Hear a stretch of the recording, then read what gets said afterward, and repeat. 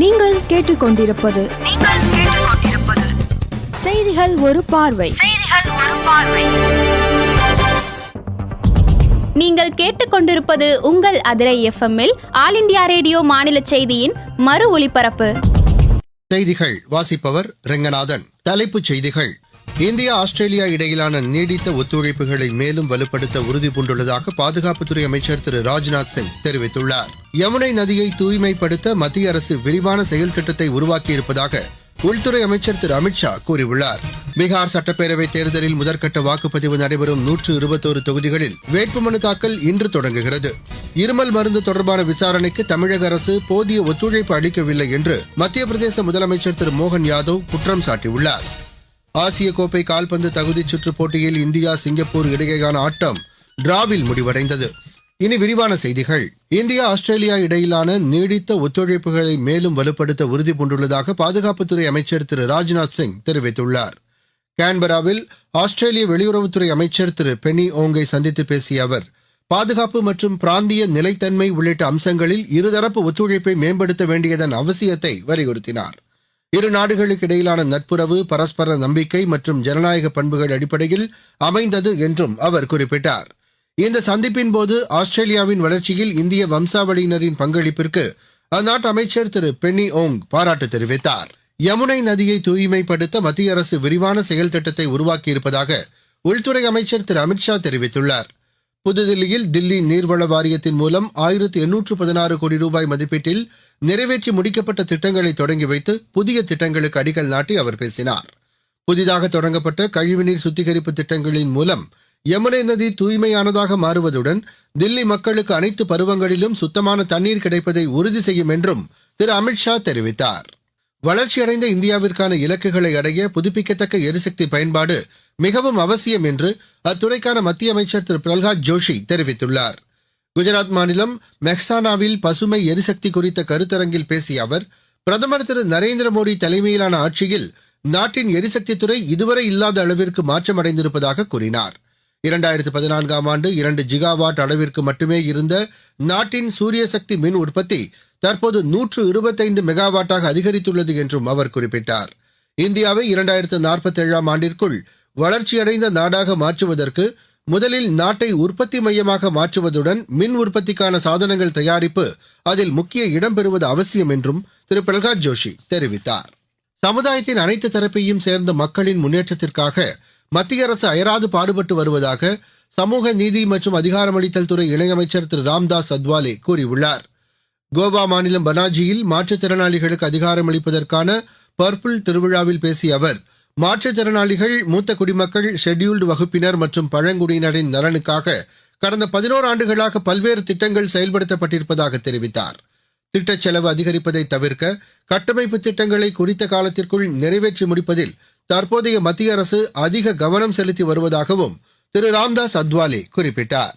பீகார் சட்டப்பேரவைத் தேர்தலில் முதற்கட்ட வாக்குப்பதிவு நடைபெறும் 121 தொகுதிகளில் வேட்புமனு தாக்கல் இன்று தொடங்குகிறது.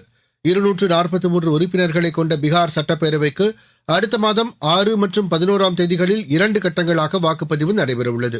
இதில் முதற்கட்ட வாக்குப்பதிவு நடைபெறும் தொகுதிகளுக்கான முறையான தேர்தல் அறிவிக்கை இன்று வெளியிடப்படுகிறது. அதனைத் தொடர்ந்து வேட்புமனு தாக்கல் இன்று தொடங்கி வரும் 17ஆம் தேதி வரை நடைபெறவுள்ளது. மறுநாள் 18ஆம் தேதி மனுக்கள் மீதான பரிசீலனை நடைபெறும். வேட்புமனுக்களை திரும்பப் பெற இம்மாதம் 20ஆம் தேதி கடைசி நாளாகும்.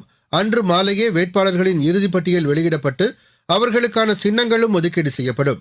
இத்தொகுதிகளில் நவம்பர் 6ஆம் தேதி வாக்குப்பதிவு நடத்தப்பட்டு அடுத்த மாதம் 14ஆம் தேதி வாக்கு எண்ணிக்கை மேற்கொள்ளப்பட உள்ளது.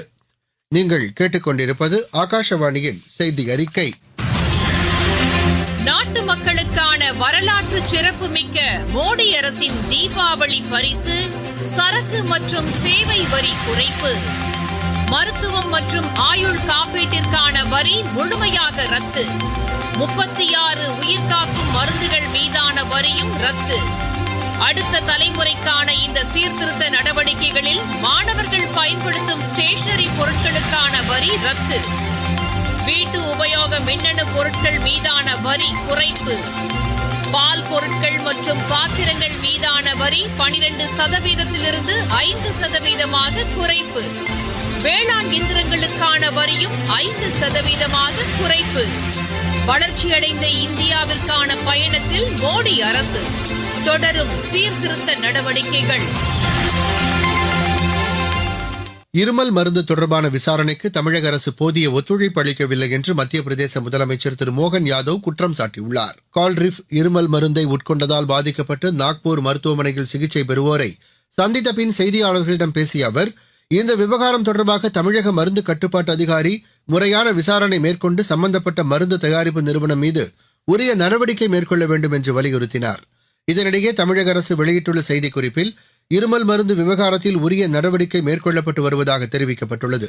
இது பற்றிய கடிதம் மத்திய பிரதேச அரசிடமிருந்து கிடைக்கப்பெற்ற உடனேயே அதிகாரிகள் அந்த நிறுவனத்தில் ஆய்வு நடத்தி தமிழகம் முழுவதும் அந்த மருந்து விற்பனைக்கு தடை விதிக்கப்பட்டதாக கூறப்பட்டுள்ளது.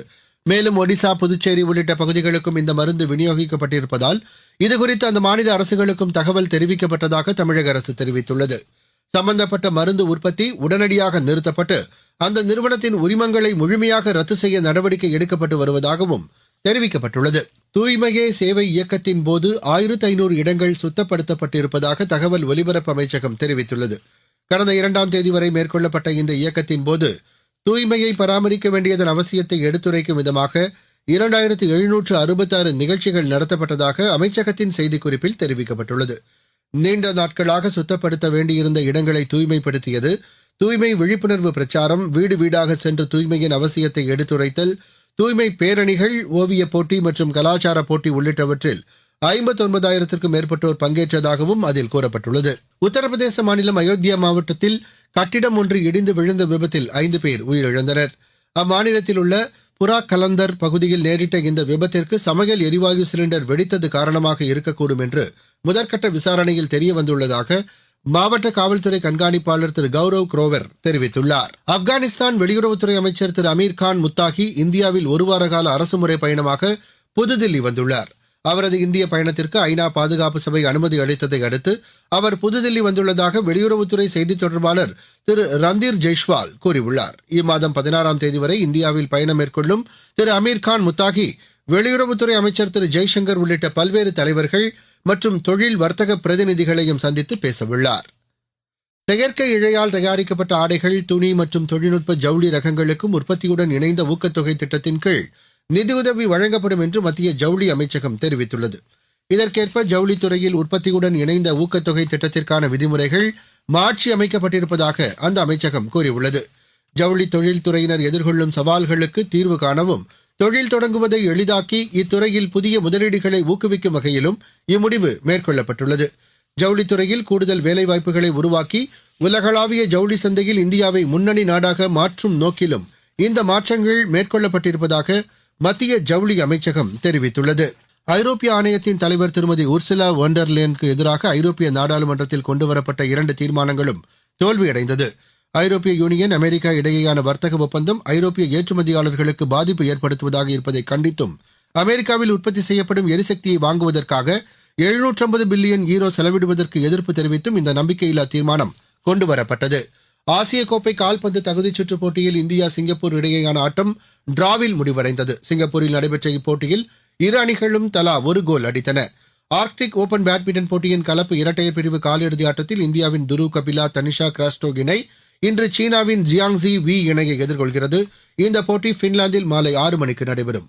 உலகக்கோப்பை மகளிர் ஒருநாள் கிரிக்கெட் போட்டியில் தென்னாப்பிரிக்கா இந்திய அணியை 3 விக்கெட் வித்தியாசத்தில் வென்றது. விசாகப்பட்டினத்தில் நடைபெற்ற இப்போட்டியில் முதலில் களமிறங்கிய இந்தியா 49.5 ஓவரில் 251 ரன் எடுத்தது. இதையடுத்து 252 ரன் எடுத்தால் வெற்றி என்ற இலக்குடன் களமிறங்கிய தென்னாப்பிரிக்க அணி 7 விக்கெட் இழப்பிற்கு 252 ரன் எடுத்து வெற்றி பெற்றது. PVL வாலிபால் போட்டியில் சென்னை அணி கோவா அணியை வென்றது. மீண்டும் தலைப்புச் செய்திகள். இந்தியா, ஆஸ்திரேலியா இடையிலான நீடித்த ஒத்துழைப்புகளை மேலும் வலுப்படுத்த உறுதிபூண்டுள்ளதாக பாதுகாப்புத்துறை அமைச்சர் திரு ராஜ்நாத் சிங் தெரிவித்துள்ளார். யமுனை நதியை தூய்மைப்படுத்த மத்திய அரசு விரிவான செயல் திட்டத்தை உருவாக்கியிருப்பதாக உள்துறை அமைச்சர் திரு அமித்ஷா கூறியுள்ளார். பீகார் சட்டப்பேரவைத் தேர்தலில் முதற்கட்ட வாக்குப்பதிவு நடைபெறும் 121 தொகுதிகளில் வேட்புமனு தாக்கல் இன்று தொடங்குகிறது. இருமல் மருந்து தொடர்பான விசாரணைக்கு தமிழக அரசு போதிய ஒத்துழைப்பு அளிக்கவில்லை என்று மத்திய பிரதேச முதலமைச்சர் திரு மோகன் யாதவ் குற்றம் சாட்டியுள்ளார். ஆசிய கோப்பை கால்பந்து தகுதிச் சுற்றுப் போட்டியில் இந்தியா, சிங்கப்பூர் இடையேயான ஆட்டம் டிராவில் முடிவடைந்தது. இத்துடன் இந்த செய்தி அறிக்கை நிறைவடைந்தது. ஆல் இந்திய ரேடியோவின் மாநில செய்திகளுக்கு நன்றி. மீண்டும் செய்திகள் ஒரு பார்வை மாலை 4 மணிக்கு கேட்க தவறாதீர்கள். எப்பவும்